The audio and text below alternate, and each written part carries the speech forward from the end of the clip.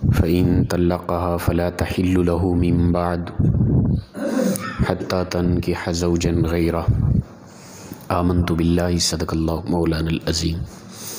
معزز و مکرم سامعین، کروڑا بار شکر ہے اس پروردگار عالم کا کہ جس نے آج کی صبح میں پھر سے زندگی عطا فرمائی اور ہمیں یہ سعادت اور توفیق دی کہ ہم اپنے پروردگار کے ہاں آ کر سجدہ ہوئے۔ اللہ تعالیٰ ارشاد فرماتا ہے فَإِن طَلَّقَهَا فَلَا تَحِلُّ لَهُ مِن بَعْدُ حَتَّى تَنكِحَ زَوْجًا غَيْرَهُ۔ یہ طلاق کے مسائل بیان ہو رہے تھے۔ فرمایا دو طلاقوں کے بعد پھر اگر اس نے تیسری طلاق دے دی اپنی بیوی کو تو فَلَا تَحِلُّ لَهُ مِن بَعْدُ، تو پھر وہ اس کے لیے حلال نہیں ہے حَتَّى تَنكِحَ زَوْجًا غَيْرَهُ، یہاں تک کہ وہ کسی اور زوج سے، شوہر سے نکاح کرے، اور نکاح کرے گی تو فَإِن طَلَّقَهَا، پھر وہ اس کو طلاق دے، فَلَا جُنَاحَ عَلَيْهِمَا أَن يَتَرَاجَعَا، بس پھر اگر وہ چاہیں تو ان پر کوئی گناہ نہیں کہ پھر وہ رجوع کر لے، یعنی پہلے شوہر کی طرف لوٹ جائے عدت گزارنے کے بعد۔ إِن ظَنَّا أَن يُقِيمَا حُدُودَ اللَّهِ، یہ کہ انہیں یقین ہو کہ وہ اللہ کی حدوں کو اب قائم رکھ سکیں گے۔ پہلے جب اس نے طلاق دی، پیچھے تبصرہ ہے الطلاق مرتان، دو مرتبہ طلاق ہے، تیسری مرتبہ نہ دیں، دو مرتبہ طلاق دے دی۔ جب تیسرا حیض گزرے گا طہر کے وقت خود عورت بین ہو جائے گی، اب وہ عدت گزر گئی اس کی شرعی طلاق کے لحاظ سے، تو اس کے بعد وہ آگے اور نکاح کر سکتی ہے۔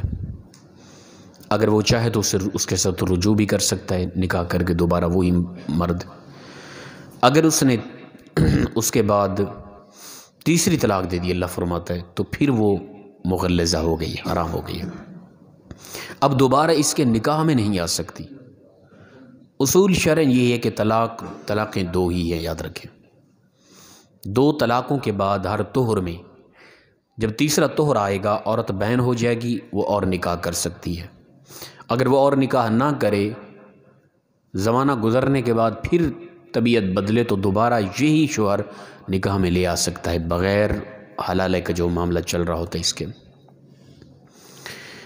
اور اگر اس نے تیسری طلاق بھی دے دی تو پھر عورت مغلظہ ہو جاتی ہے، بالکل حرام ہو جاتی ہے، تب تک کہ اللہ فرماتے جب تک وہ کسی اور سے نکاح کرے، پھر نکاح کرنے کے بعد پھر وہ اسے طلاق دے دے، پھر عدت گزارنے کے بعد پھر یہ پہلے کی طرف آ سکتی ہے، وگرنہ نہیں۔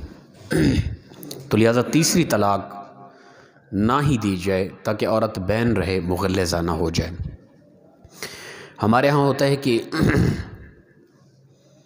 یہ پایا جا رہا ہے کہ ایک حلالہ کرایا جاتا ہے، پہلے طلاق دے دی جی، غصے میں آ کر طلاق دے دی تھی، طلاق غصے میں ہی دی جاتی ہے، کوئی تحفے کے طور پہ، ہدیے کے طور پہ بیوی کو طلاق پھولوں میں بند کر کے تو نہیں دیتا نا، لڑائی جھگڑے کے وقت طلاق ہوتی ہے۔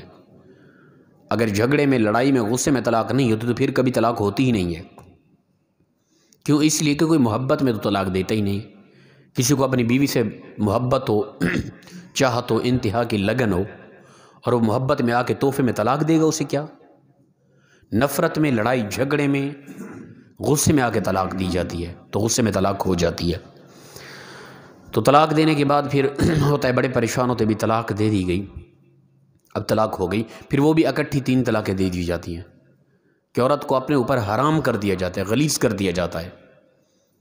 بھئی اس قدر غصہ ہے تو تم 2 طلاقیں دو، شریعت کے مطابق چلو، 2 طلاقیں دینے کے بعد وہ آزاد ہو گئی، تم سے نکاح ٹوٹ گیا ہے، وہ آگے نکاح کرے نہ کرے، اگر تمہاری طبیعت بدلے تاکہ تم دوبارہ اسے واپس لے آ سکو، غلیظ نہ کرو اپنے اوپر، بین کر دو۔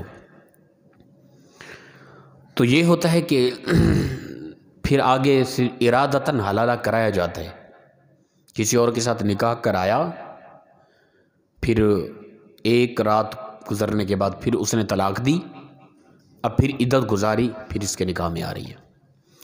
ایسا ارادتاً کرنے والا، کرانے والا، دونوں پر اللہ کے نبی نے لعنت کی ہے، یاد رکھیں، اس کی کوئی حقیقت نہیں، ٹھیک ہے نا. ارادی طور پہ حلالہ کرانا اس کی کوئی حقیقت نہیں ہے. کوئی کہے کہ نہیں یہ اس طرح ہے، اگر آپ اس طرح کو مانتے ہو پھر وہ دوسرے جو متع کر رہے ہیں ان کو بھی جائز قرار دو. ادھر اعتراض اٹھ رہا ہے، یہاں پہ یہ کیوں ہو رہا ہے؟ یاد رکھیں ہم اس چیز کو اس طرح جائزن ارادتاً نہیں. اللہ تعالیٰ فرما رہا ہے کہ اگر وہ کسی اور سے نکاح کر لے، وہاں جتنی عرصہ بستی رہے وہ عورت، پھر وہاں سے طلاق ہو گئی، پھر عدت گزرنے کے بعد اب تمہارے لیے حلال ہوئی ہے، تم نے 3 طلاقیں دے کر اسے اپنے اوپر غلیظ کر دیا، حرام کر دیا بالکل ہی. تو لہذا ارادتاً کوئی اگر حلالہ کراتا ہے تو اللہ کے نبی صلی اللہ علیہ وسلم نے کرنے کرانے دونوں پر لعنت فرمائی ہے. تو اس کی کوئی حقیقت نہیں ہے.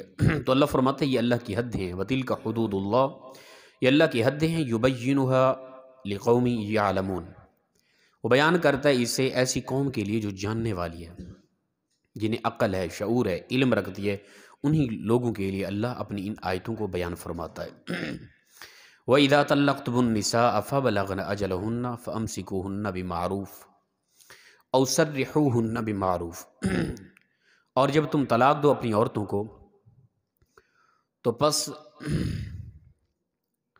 انہیں پورا کرنے دو ان کی مدت کو، یعنی 3 طلاقیں دینی ہیں، ہر مہینے میں 1 طلاق طہر کی حالت میں، اور وہ اپنی عدت کو 3 مہینے پورا کرے. فَامْسِكُوهُنَّ بِمَعْرُوفٍ، پورا ہونے سے پہلے پہلے تم چاہو تو بھلائی کے ساتھ انہیں روک لو. أَوْ سَرِّحُوهُنَّ بِمَعْرُوفٍ، یا بھلائی کے ساتھ انہیں رخصت کر دو، آزاد کر دو. دونوں حوالے سے ان کے ساتھ بھلائی کرو.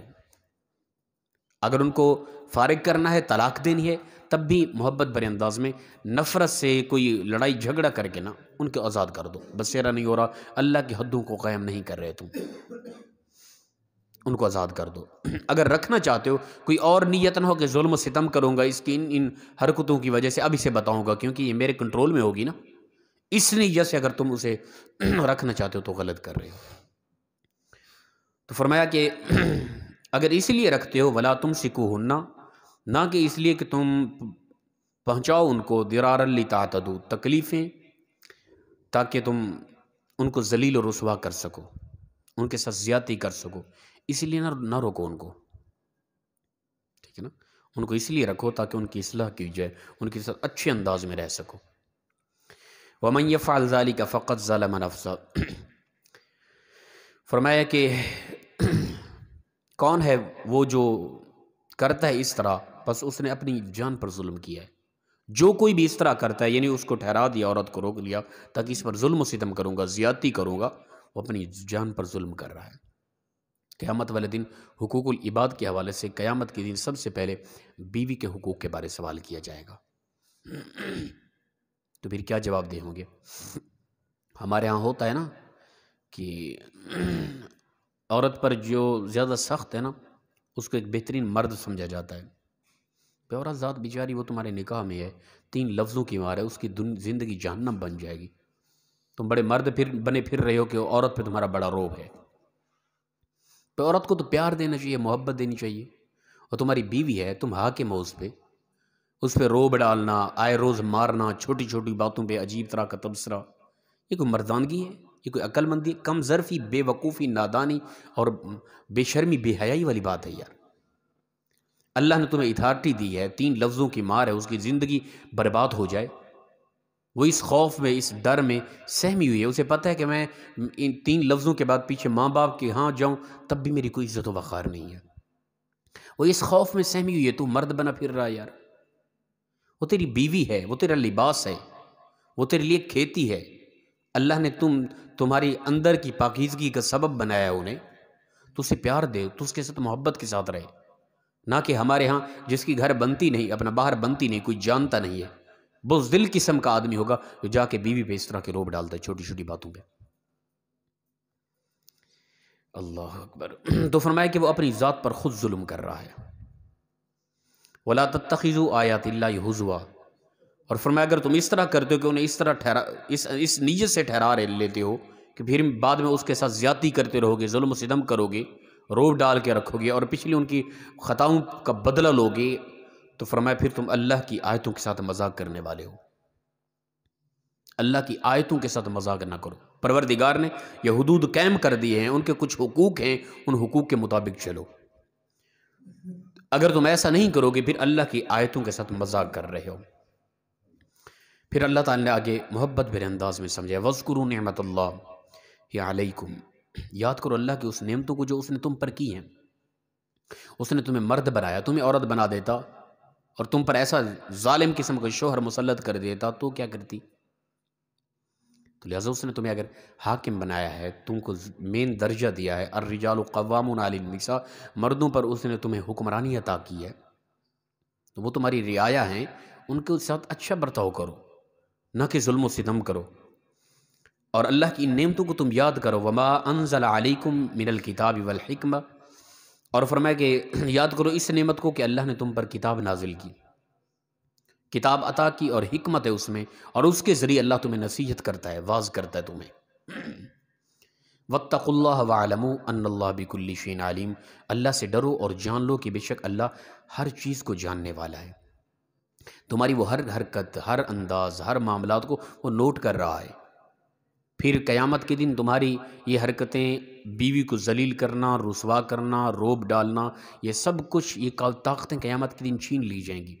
قیامت کے دن حقوق العباد کے حوالے سے سب سے پہلا سوال بیوی کے بارے پوچھا جائے گا، بتا کہ بیوی کے کیا حقوق ادا کرتا تھا، یا کہ تجھے حاکم بنایا اور تم ظالم حاکم بن گیا تھا، مسلط ہو گیا تھا اس پہ، اور وہ سہمی بیچاری، اس کی زندگی ذلیل ہو چکی تھی۔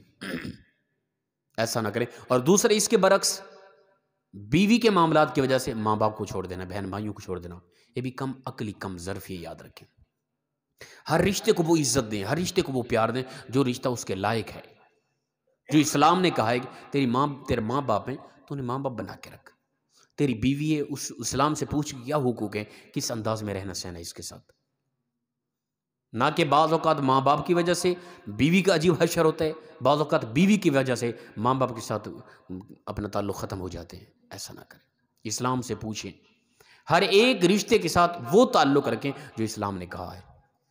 زندگی میں حسن پیدا ہو جائے گا، زندگی خوبصورت ہو جائے گی، اور آخرت میں بھی اللہ تعالیٰ تمہیں عزت و وقار عطا کرے گا۔ اللہ پاک مخلص انداز میں ہم سب کو عمل کی توفیق عطا فرمائے۔ وآخر دعوانا ان الحمد للہ رب العالمین۔ جی کوئی بات پوچھنے والی ہو تو جی۔